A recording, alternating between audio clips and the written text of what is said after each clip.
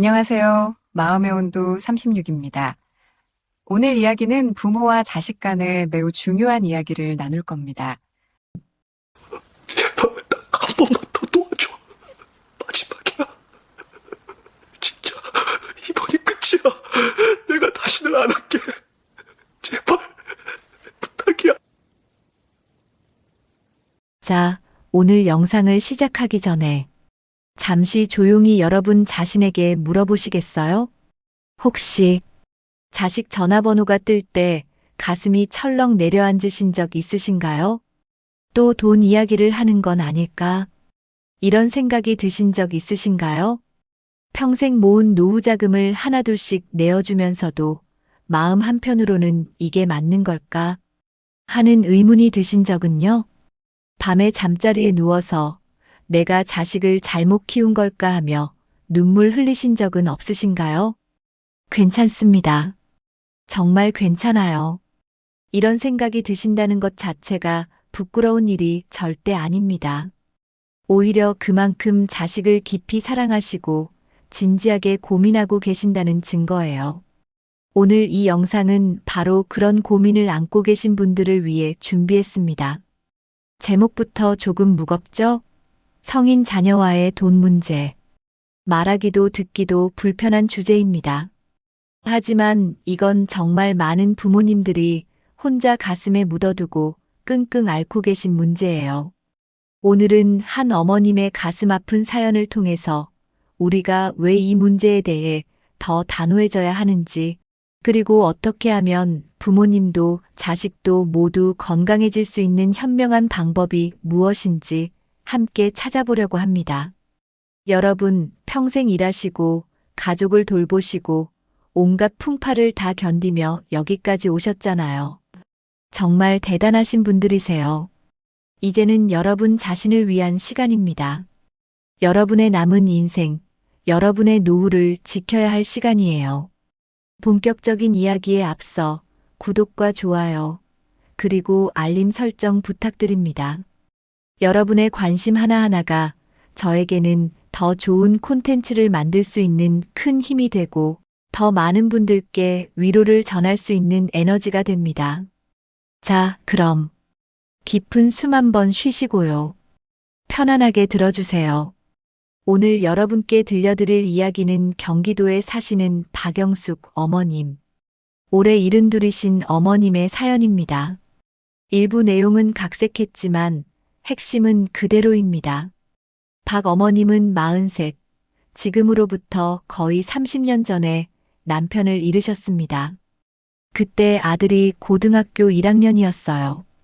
갑작스러운 교통사고였다고 합니다. 하늘이 무너지는 것 같았다고 하시더라고요. 장례식장에서 통곡하다가 문득 고개를 들어 아들을 봤대요. 아직 앳된 얼굴에 눈물만 뚝뚝 흘리고 있는 그 모습을 보면서 아, 내가 무너지면 안 되겠구나. 이 아이만큼은 기죽지 않고 살게 해야겠다. 그렇게 다짐하셨답니다. 그때부터 어머님의 진짜 인생이 시작됐어요. 낮에는 시장에서 옷 장사를 하시고 저녁에는 식당에서 설거지를 하셨습니다. 주말에는 아파트 청소 일도 하셨어요. 맵고 짠 세월이었죠. 손은 거칠어지고 허리는 굽어가고 무릎은 시큰거렸지만 그래도 버텼습니다. 내 아들만큼은 남들 앞에서 기죽지 않고 살게 하겠다. 그 일념 하나로 악착같이 돈을 모으셨어요. 그리고 아들은 정말로 어머님의 기대에 부응했습니다. 공부를 잘했어요. 장학금도 받았고 대학도 좋은 곳에 들어갔습니다. 그리고 졸업 후에는 이름 있는 대기업에 취직까지 했어요. 취업 소식을 들었을 때 어머님이 얼마나 기뻤는지 사연 편지에 이렇게 쓰셨더라고요. 선생님, 그날 저는 세상을 다 가진 것 같았어요. 이제 다 끝났구나. 내 고생도 보람이 있었구나. 그렇게 생각했어요. 하지만 여기서부터가 진짜 이야기의 시작입니다. 문제는 아들이 35살 결혼을 하고 회사를 나와 사업을 시작하면서부터였어요. 처음에는 작은 요청이었습니다. 어머니, 사업 시작하는데 사무실 보증금이 조금 모자라요. 2천만 원만 빌려주세요. 꼭 성공해서 갚을게요. 그동안 고생시킨 거 다 보답할게요. 어머님 입장에서는 어떻겠어요? 아들이 회사 월급쟁이로 평생 사는 것보다 사업해서 성공하면 더 잘 살 수 있지 않겠냐? 그런 기대도 있으셨대요. 그래서 기꺼이 노후 자금의 일부를 내어주셨습니다. 우리 아들 성공하는데 이 정도야. 하시면서요. 하지만 세상 일이 어디 맘대로 됩니까? 사업이라는 게 쉽지가 않죠. 계획대로 되지 않았어요. 1년쯤 지났을까요? 아들한테서 다시 전화가 왔습니다.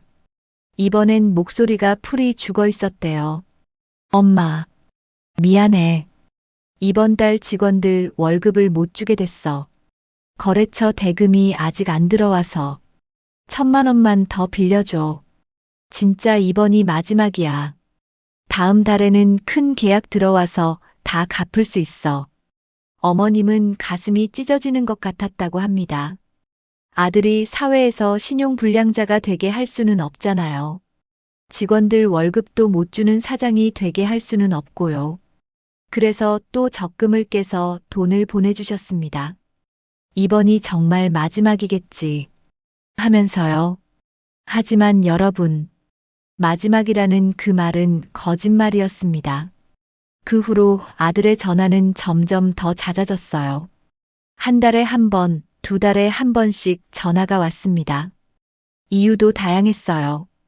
거래처 대금이 막혀서, 아파트 중도금을 내야 하는데 은행 대출이 안 나와서, 애들 학원비를 못 내게 됐어.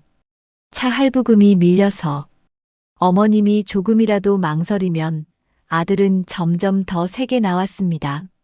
엄마는 나 성공하는 거 보기 싫어? 내가 이렇게 힘든데 어떻게 모른 척 할 수가 있어? 엄마 아들은 나 하나밖에 없잖아. 며느리의 전화는 또 어땠을까요? 며느리도 처음에는 조심스럽게 부탁했대요. 어머님, 저희 정말 힘들어요. 애들 교육비가 너무 많이 들어가서. 아버님 돌아가시면서 받은 보험금 아직 좀 남아있으시죠? 심지어는 이런 말도 했답니다. 어머님, 어차피 나중에는 저희가 받을 돈 아닌가요? 지금 필요할 때 조금만 먼저 주시면 안 될까요? 여러분, 어떻게 생각하세요? 참, 말이 안 나오시죠? 지난 7년간 어머님이 아들에게 보내준 돈이 얼마였는지 아세요? 무려 2억 원에 가까웠습니다. 2억 원이요. 평생 시장 바닥에서 쭈그려 앉아 새벽부터 밤늦게까지 일하며 모은 피 같은 돈. 남편이 목숨과 맞바꾼 보험금. 모두 다 아들에게 갔습니다. 그리고 어머님께 남은 건 뭐였을까요? 월세방 보증금 500만 원. 그리고 매달 나오는 기초연금 30만 원 남짓. 그게 전부였습니다. 이른이 넘은 나이에 월세방에서 하루하루를 근근히 버티며 사셔야 했어요. 겨울에 보일러 온도를 낮춰놓고 밥은 하루에 2끼만 드시고 아플 때도 병원 가는 걸 미루시면서요. 왜요? 혹시나 아들이 또 연락할까봐. 그때를 대비해서 조금이라도 아껴두려고요. 그러던 어느 날이었습니다. 아들에게서 또 전화가 왔어요. 이번에는 주식 투자로 큰 빚을 졌다는 거예요. 엄마, 3천만 원만. 제발. 이거 못 막으면 나 정말 큰일 나. 빚쟁이들한테 시달리고 있어. 엄마밖에 없어. 친구들한테도 다 빌렸어. 진짜 마지막이야. 그 순간 어머님은 정신이 번쩍 들었다고 합니다. 통장 잔고는 바닥이었어요. 더 이상 내어줄 돈도 없었습니다. 하지만 그것보다 더 무서운 사실을 깨달으셨기 때문이에요. 아, 바로 내가 아들을 망치고 있었구나. 내 사랑이, 내 헌신이 아들을 기생충으로 만들고 있었구나. 이 아이는 이제 40이 다 됐는데 아직도 엄마한테 손 벌리는 어른아이로 만들어버렸구나. 어머님은 떨리는 목소리로 생전 처음으로 아들에게 단호하게 말씀하셨습니다. 아들아, 미안하다. 이제 더는 줄 돈이 없다. 그리고 앞으로도 주지 않을 거다. 내 인생은 이제 내가 책임져야지. 너는 이제 어른이야. 전화기 너머로 아들의 고함이 들려왔답니다. 뭐, 엄마가 지금 뭐라는 거야? 어떻게 엄마가 나한테 이럴 수 있어? 내가 잘못되면 다 엄마 탓이야. 알아? 울음 섞인 원망, 비난, 협박까지. 온갖 말들이 쏟아졌습니다. 하지만 어머님은 조용히 차분하게 전화를 끊으셨습니다. 그날 밤, 어머님은 평생 흘릴 눈물을 다 흘리셨다고 합니다. 아들에 대한 미안함, 자신의 어리석음에 대한 후회, 그리고 아주 조금, 이제야 족쇄에서 풀려난 것 같은 이상한 해방감과 함께 말이죠. 여러분, 박 어머님의 이야기, 어떻게 들으셨나요? 남의 이야기 같지 않으시죠? 어쩌면 지금 이 영상을 보고 계신 분들 중에도 비슷한 상황에 계신 분들이 꽤 많으실 거예요. 정도의 차이는 있겠지만 성인이 된 자녀에게 계속해서 금전적 지원을 하고 계시거나 그래야 할 것 같은 압박을 느끼고 계시는 분들 말이에요. 그렇다면 이런 질문을 해볼 수 있습니다. 왜 이런 일이 반복되는 걸까요? 왜 이렇게 많은 부모님들이 같은 고통을 겪고 계실까요? 여기에는 사실 깊은 심리적 이유들이 있습니다. 오늘 크게 3가지를 말씀드릴게요. 첫 번째 이유는 바로 부모님들의 무한 책임감과 죄책감입니다. 여러분, 이런 생각 해보신 적 있으세요? 자식이 이렇게 된 건 다 내 탓이야. 내가 어릴 때 더 잘해줬어야 했는데, 내가 경제적으로 더 여유가 있었다면 애가 이렇게까지 되지는 않았을 텐데. 맞죠? 많은 분들이 이렇게 생각하십니다. 우리나라 부모님들, 특히 우리 세대 부모님들은 자식에 대한 책임감이 정말 막중하세요. 자식이 잘 되면 애가 잘나서, 자식이 못 되면 내가 못난 탓에. 이렇게 생각하시잖아요. 이런 죄책감은 자식의 무리한 요구를 거절하지 못하게 만드는 가장 큰 족쇄가 됩니다. 내가 여기서 외면하면 정말 나쁜 부모가 되는 거 아닐까? 내가 더 가진 게 있었다면 애가 이렇게 고생하지 않았을 텐데. 이런 생각에 무너지고 마는 거예요. 하지만 여러분, 잘 생각해 보세요. 자녀가 성인이 됐다면 그건 이제 독립된 인격체입니다.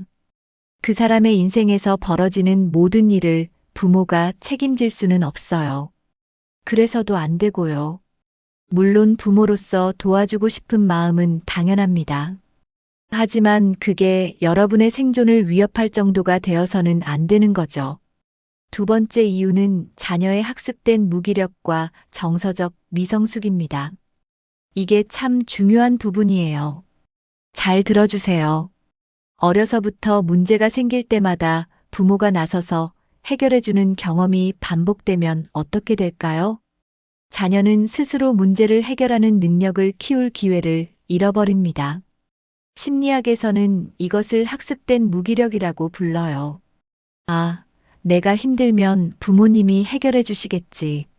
내가 돈이 필요하면 부모님한테 말씀드리면 되지. 이렇게 학습이 되는 거예요.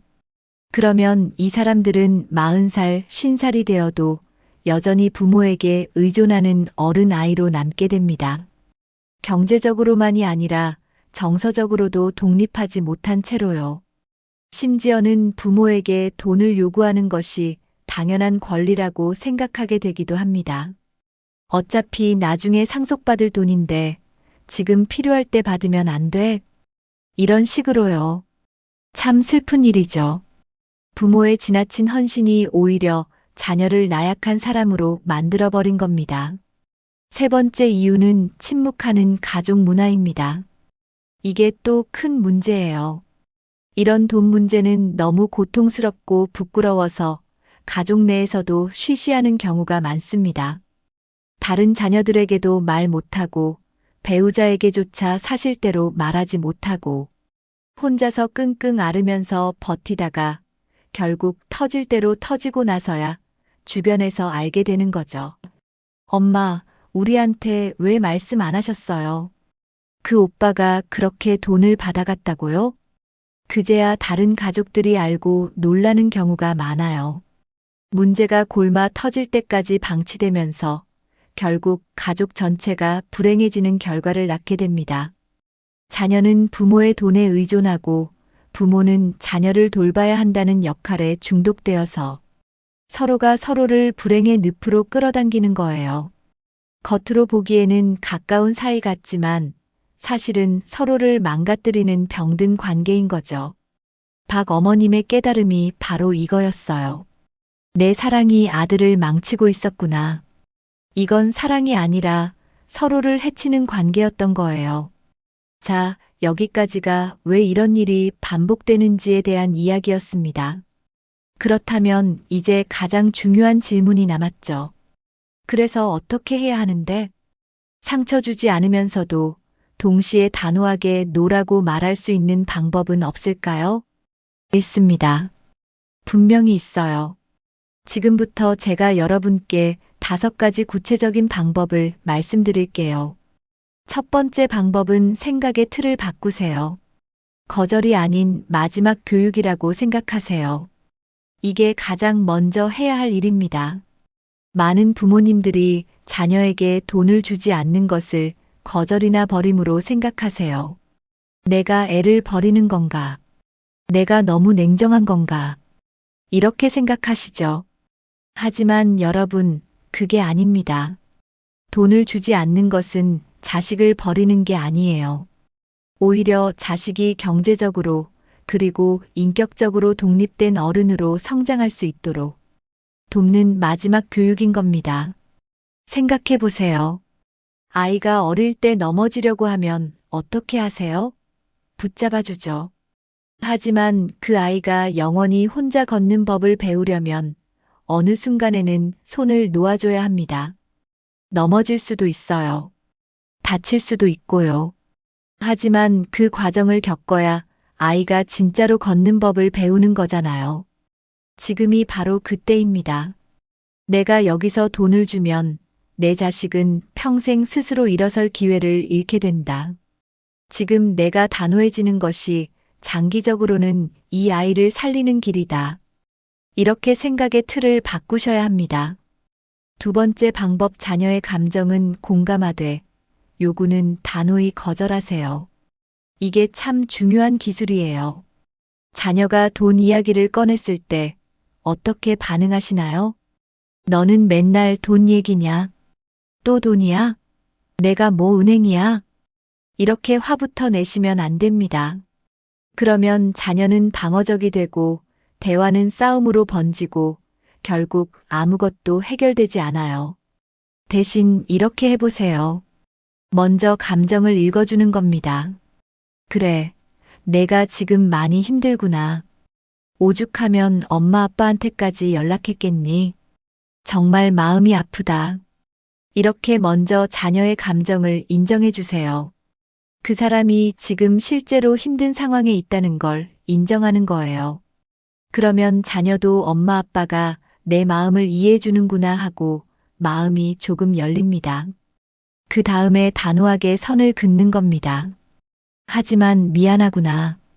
더 이상 금전적인 도움은 줄 수가 없단다. 엄마 아빠도 이제 나이가 들어서 앞으로 살아갈 돈이 필요해. 이해해줘. 감정은 공감하되 요구는 거절하는 거예요. 이 2가지를 분리하는 게 정말 중요합니다. 예를 들어, 실제 대화를 한번 상상해 볼까요? 엄마, 이번 달에 카드값을 못 낼 것 같아요. 200만 원만 빌려주세요. 나쁜 대응은 또, 너 맨날 돈 타 쓰기만 하지. 언제 어른 될 거야? 입니다. 좋은 대응의 예는 그래. 카드값 내기 힘들면 정말 스트레스 받겠다. 엄마도 그런 경험 있어서 내 마음 알아. 내 마음은 알겠는데 하지만 미안해. 엄마도 이제 더 이상 여유가 없구나. 카드값은 내가 해결할 방법을 찾아봐야 할 것 같아. 어떠세요? 느낌이 완전히 다르죠? 세 번째 방법, 나의 경제 상황을 솔직하고 구체적으로 설명하세요. 이것도 정말 중요합니다. 뜬구름 잡듯이 나도 돈 없다고만 말하면 자식은 안 믿어요. 엄마 아빠는 연금도 나오잖아요. 집도 있잖아요. 이렇게 반박할 겁니다. 그러니까 조금 더 구체적으로 설명하되 감정은 빼고 사실 위주로 설명하세요. 예를 들어 이렇게요. 얘야, 엄마가 가진 돈이 지금 얼마인지 아니? 통장에 1,000만 원 있어. 이게 다야. 이 돈은 앞으로 병원비로 써야 해. 엄마가 아프면 누가 돌봐주겠니? 연금은 매달 50만 원 나와. 여기서 월세 30만 원 내면 20만 원 남아. 이걸로 밥 먹고 약 사 먹고 살아야 해. 내가 너한테 돈을 주면 나중에는 내가 너희한테 짐이 될 수밖에 없어. 너도 그걸 원하지는 않지? 이렇게 구체적인 숫자와 함께 이게 나의 생존과 직결된 문제라는 걸 명확히 알려주어야 합니다. 자녀가 이해하든 안 하든 최소한 부모의 상황이 정말 어렵다는 걸 알게는 되거든요. 네 번째 방법, 돈 대신 다른 도움을 제안하세요. 이건 관계를 완전히 끊지 않기 위한 방법이에요. 금전적 지원은 끊지만 부모로서의 사랑과 지지는 계속 보여주는 거죠. 예를 들어서요. 돈은 줄 수 없지만 내가 다시 일어서기 위해 다른 방법을 함께 찾아보자. 취업 상담을 같이 가줄 수도 있고 이력서 쓰는 거 도와줄 수도 있어. 내 아이들을 가끔 봐줄 수도 있단다. 그러면 너희 부부가 일할 시간이 생기잖니. 재정 상담을 받아보는 게 어때? 엄마가 같이 가줄게. 이렇게 비금전적인 도움의 길을 열어두는 거예요. 이렇게 하면 자녀도 엄마 아빠가 나를 완전히 버린 건 아니구나. 돈은 안 주시지만 여전히 날 생각하고 계시는구나 하고 느낄 수 있습니다. 그리고 실제로 이런 도움이 장기적으로는 돈을 주는 것보다 훨씬 더 유익할 수 있어요. 물고기를 주는 게 아니라 물고기 잡는 법을 가르쳐 주는 거니까요. 다섯 번째 방법, 자녀의 반발과 비난을 각오하고 견뎌내세요. 이게 솔직히 말씀드려서 가장 힘든 부분입니다. 돈을 거절당한 자녀는 화를 낼 겁니다. 거의 확실해요. 특히 지금까지 부모에게 돈을 받는 게 당연하다고 생각했던 자녀일수록 더 심하게 반발할 거예요. 어떤 말들을 할까요? 엄마는 냉혈한이야. 피도 눈물도 없어. 그동안 키워준 게 뭐가 대단하다고 이래. 내가 잘못되면 다 엄마 탓이야. 두고 봐. 다른 집 부모들은 다 도와주던데 우리 엄마만 이래. 형은 도와주면서 나는 왜 안 도와줘? 차별이야. 이런 말들을 들으면 가슴이 무너지죠. 정말 견디기 힘들어요. 밤에 잠도 못 자고 내가 너무 한 건가 하는 생각에 괴로워하실 겁니다. 하지만 여러분, 여기서 흔들리면 모든 게 원점으로 돌아갑니다. 자녀의 이런 반응은 사실 금단 현상과 비슷해요. 담배를 끊으려는 사람이 처음에 금단 증상으로 괴로워하는 것처럼 경제적 의존에서 벗어나는 과정에서 겪는 심리적 반발인 거예요. 이 시기를 부모가 견뎌내야만 자녀도 비로소 진짜 어른이 될 수 있습니다. 그리고 나중에 시간이 지나면 자녀가 스스로 일어서서 자립하게 됐을 때 그때 비로소 이해하게 될 거예요. 그때 엄마 아빠가 나를 정말 사랑해서 그렇게 하신 거구나. 물론 모든 자녀가 다 이해하는 건 아닙니다. 어떤 자녀는 평생 원망을 품고 살 수도 있어요. 하지만 그건 어쩔 수 없는 부분입니다. 여러분이 잘못한 게 아니에요. 여러분은 최선을 다한 거예요. 자, 여기까지가 5가지 구체적인 방법이었습니다. 정리해 볼까요? 1. 거절이 아닌 교육이라고 생각을 바꾸기. 2. 감정은 공감하되 요구는 거절하기. 3. 경제 상황을 구체적으로 설명하기. 4. 돈 대신 다른 도움 제안하기. 5. 자녀의 반발을 각오하고 견뎌내기. 모두 다 한꺼번에 하실 필요는 없어요. 하나씩 천천히 여러분이 할 수 있는 것부터 시작하시면 됩니다. 자, 그런데 여러분 중에는 이렇게 생각하실 분들도 계실 거예요. 이론은 알겠는데, 실제 상황에서는 어떻게 말해야 하지? 맞아요. 머리로는 알지만 막상 자녀 앞에서는 말이 안 나오는 경우가 많죠. 그래서 지금부터는 실제 상황별로 어떻게 대응하면 좋을지 구체적인 대화 예시를 들어드릴게요. 첫 번째 상황은 자녀가 급한 돈이 필요하다고 할 때, 엄마, 급해요. 이번 주까지 300만 원을 마련해야 해요. 안 그러면 큰일 나요. 이럴 때 어떻게 하면 좋을까요? 먼저, 급하다는 말에 휘둘리지 마세요. 급하다는 말은 상대방이 생각할 시간을 주지 않고 결정을 강요하는 압박 전술일 수 있어요. 이렇게 답해 보세요. 그래, 급한 상황이구나. 그런데 얘야, 엄마도 갑자기 그런 큰 돈을 마련할 수가 없단다. 은행에 가서 대출을 알아보든지 다른 방법을 찾아봐야 할 것 같아. 엄마는 도와줄 수가 없어. 만약 자녀가 계속 압박하면 그 문제는 내가 해결해야 할 문제야. 엄마가 해결해주면 너는 평생 스스로 해결하는 법을 배우지 못해. 두 번째 상황은 자녀가 빌리는 것이라고 할 때입니다. 빌리는 거예요. 갚을게요. 진짜로요. 이것도 많이 듣는 말이죠. 하지만 여러분도 아시잖아요. 대부분 갚지 않아요. 아니, 갚을 능력이 없어요. 이렇게 말해보세요. 얘야, 솔직히 말하자. 지금까지 엄마한테 빌렸던 돈 중에 갚은 게 있니? 엄마는 내가 돈을 갚을 거라고 기대하지 않아. 그리고 빌려줄 돈도 없어. 또는 빌려준다는 건 내가 그 돈 없어도 된다는 뜻이야. 하지만 엄마는 그 돈이 꼭 필요해. 그러니까 빌려줄 수가 없단다. 세 번째 상황은 자녀가 다른 형제는 도와주면서라고 할 때입니다. 형은 집 살 때 도와주셨잖아요. 왜 저는 안 도와주세요? 불공평해요. 형제 간 비교. 이것도 정말 힘든 부분이에요. 하지만 명확히 해야 합니다. 그때와 지금은 상황이 다르단다. 그때는 엄마가 여유가 있었어. 하지만 지금은 없어. 또는 각자의 상황이 다 다르단다. 내 형은 그때 정말 필요한 상황이었고 지금 너는 스스로 해결할 수 있는 나이야.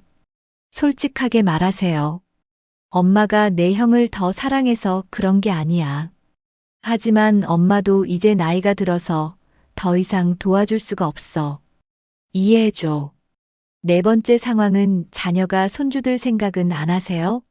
라고 할 때입니다. 애들 교육비인데 손주들 생각은 안 하세요? 애들이 학원도 못 다니게 할 거예요? 이건 정말 치사한 방법이죠. 손주를 방패로 삼는 거예요.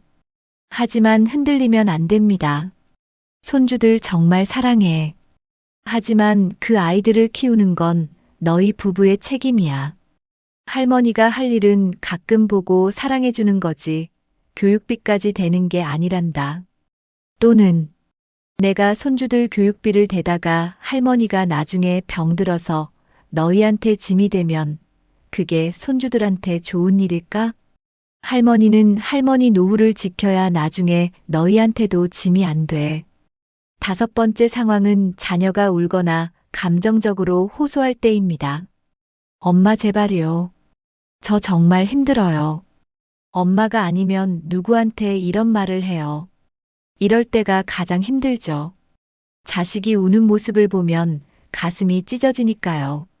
하지만 여기서도 중심을 잡아야 합니다. 내가 힘든 거 엄마가 몰라서 그러는 게 아니야. 정말 마음 아파. 공감하지만 돈으로 해결해 주는 게 진짜 너를 돕는 길이 아니란 걸 엄마는 알아. 다른 방법을 같이 찾아보자. 그리고 단호하게 마무리하세요. 엄마가 냉정해 보일 수 있어. 하지만 이게 널 진짜로 사랑하는 방법이야. 자, 여러분.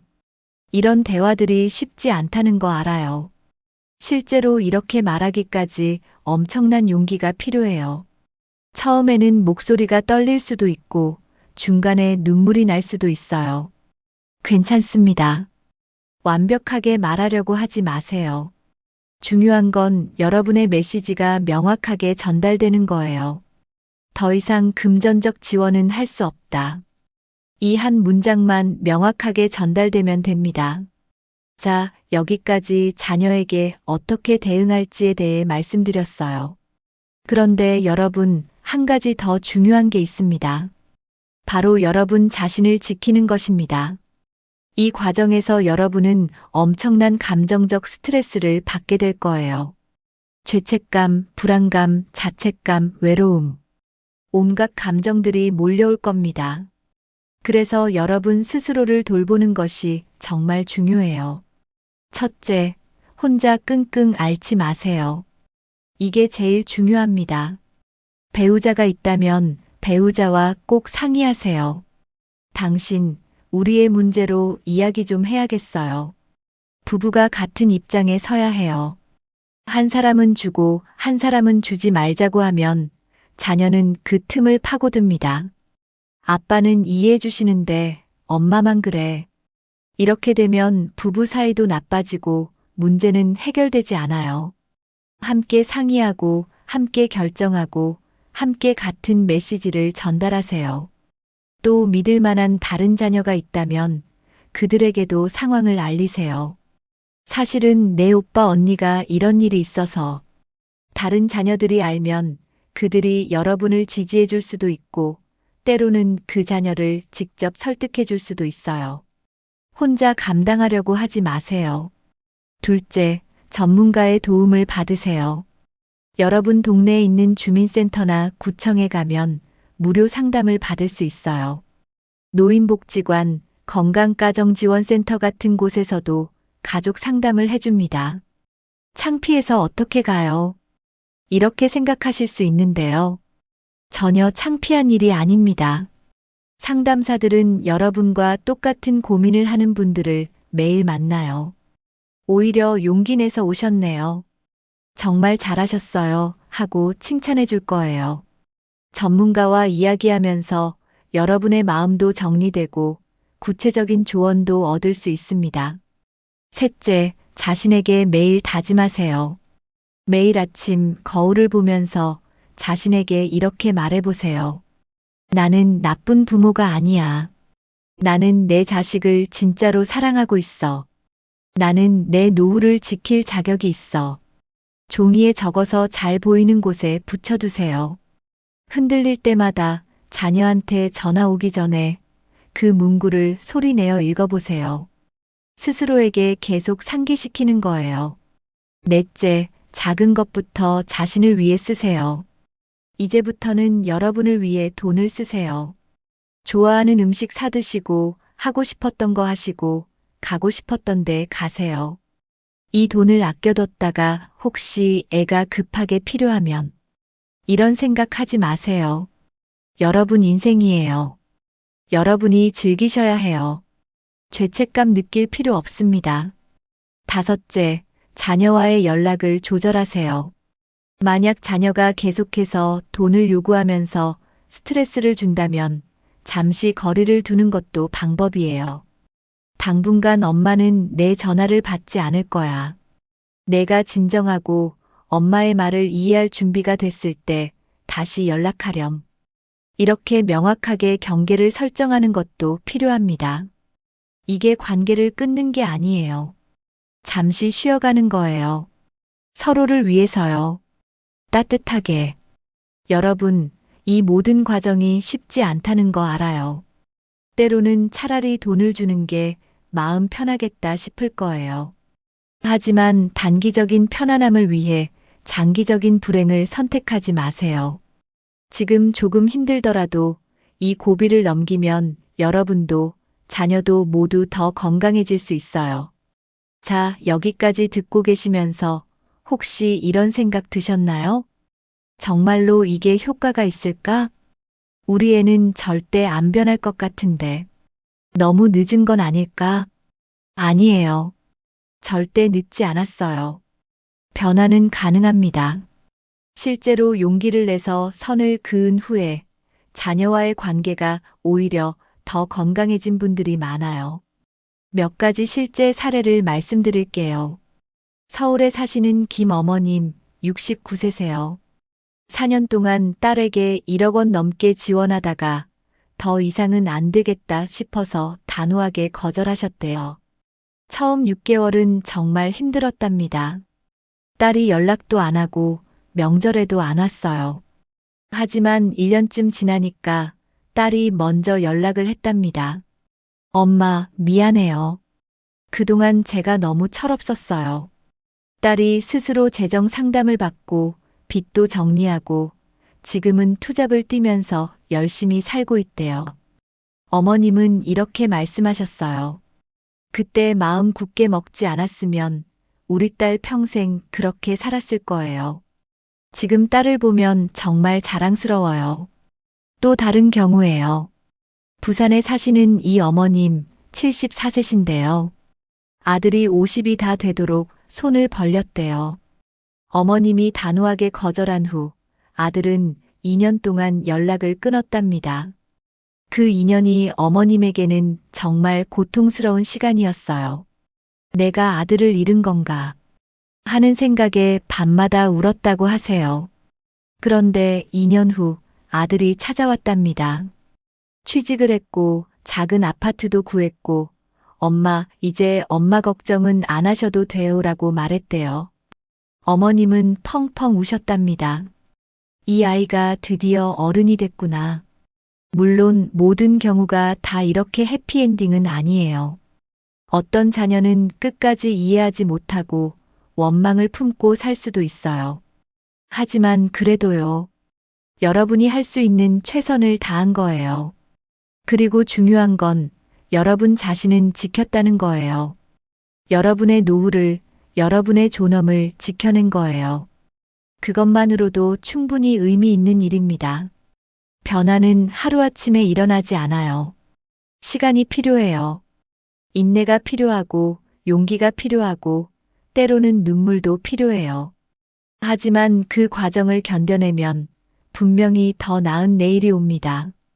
여러분 자신도 그리고 여러분의 자녀도 더 건강해질 수 있어요. 믿으세요. 자식에게 돈 문제로 애노라고 말하는 것은 여러분이 나쁜 부모라서가 아닙니다. 절대 아니에요. 오히려 진정으로 자식을 사랑하고 여러분 자신을 존중하기 때문에 내릴 수 있는 가장 용기 있는 결정입니다. 여러분 평생 가족을 위해, 사회를 위해 모든 것을 바쳐 살아오셨잖아요. 젊은 시절에는 부모님 모시느라, 자식 키우느라, 생계 꾸리느라 온갖 고생을 다 하셨어요. 새벽부터 밤늦게까지 일하시고 몸이 아파도 참으시고 하고 싶은 거 다 포기하시면서 여기까지 오셨잖아요. 그런 여러분이 이제 노후를 편안하게 보내고 싶다는 게 뭐가 잘못됐나요? 아무 잘못도 없어요. 당연한 권리예요.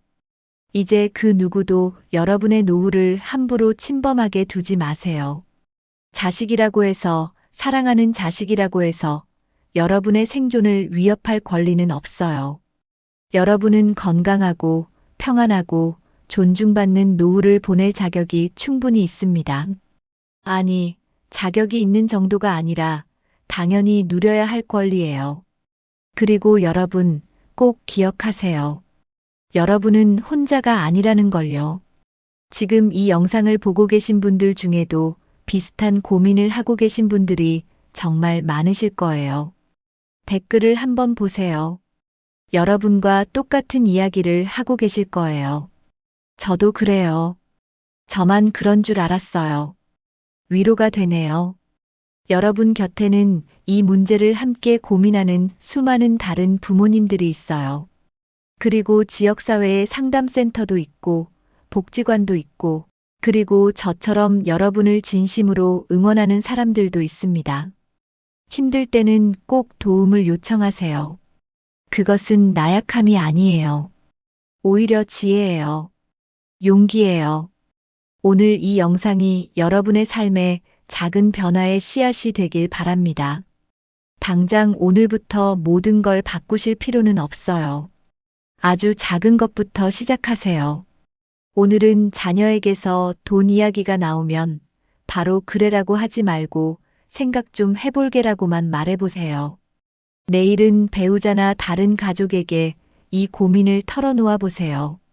모레는 근처 상담센터에 전화 한번 해보세요. 이렇게 하나씩 작은 변화를 만들어가는 거예요. 그러다 보면 어느새 큰 변화가 일어나 있을 겁니다. 더 이상 자녀의 전화가 두렵지 않은 날이 올 거예요. 당당하게 여러분의 경계를 지키는 날이 올 거예요. 그리고 무엇보다 여러분 자신을 자랑스럽게 생각하는 날이 올 거예요. 오늘 영상이 도움이 되셨다면 구독과 좋아요, 그리고 알림 설정 꼭 부탁드립니다. 여러분의 작은 관심 하나하나가 저에게는 계속 이런 콘텐츠를 만들 수 있는 큰 힘이 됩니다. 그리고 댓글로 여러분의 이야기를 들려주세요. 저도 이런 일이 있었어요. 저는 이렇게 해결했어요. 이런 게 너무 어려워요. 오늘 영상 보고 용기가 생겼어요. 어떤 이야기든 다 좋습니다. 여러분의 이야기가 모여서 서로에게 큰 위로와 용기가 될 거예요. 혼자가 아니라는 걸 느끼게 될 거예요. 마음의 온도 36은 언제나 여러분 곁에서 같이 걸어가겠습니다. 여러분의 고민에 귀 기울이고, 여러분의 아픔을 함께 나누고, 여러분의 용기를 응원하는 그런 채널이 되고 싶어요. 앞으로도 여러분의 삶에 실제로 도움이 되는 진심이 담긴 콘텐츠를 계속 만들어 가겠습니다. 여러분, 오늘 하루도 참 수고 많으셨어요. 내일도 모레도 앞으로도 계속 힘든 날들이 있을 거예요. 하지만 여러분은 지금까지 그래왔던 것처럼 앞으로도 잘 해내실 거예요. 저는 그걸 믿어요. 여러분의 평안한 내일을 진심으로 응원합니다. 여러분의 남은 인생이 진정으로 여러분 자신을 위한 시간이 되길 바랍니다. 다음 영상에서 또 뵙겠습니다. 오늘 하루도 부디 마음 편안한 하루 보내시길 바랍니다. 건강하세요. 행복하세요. 감사합니다.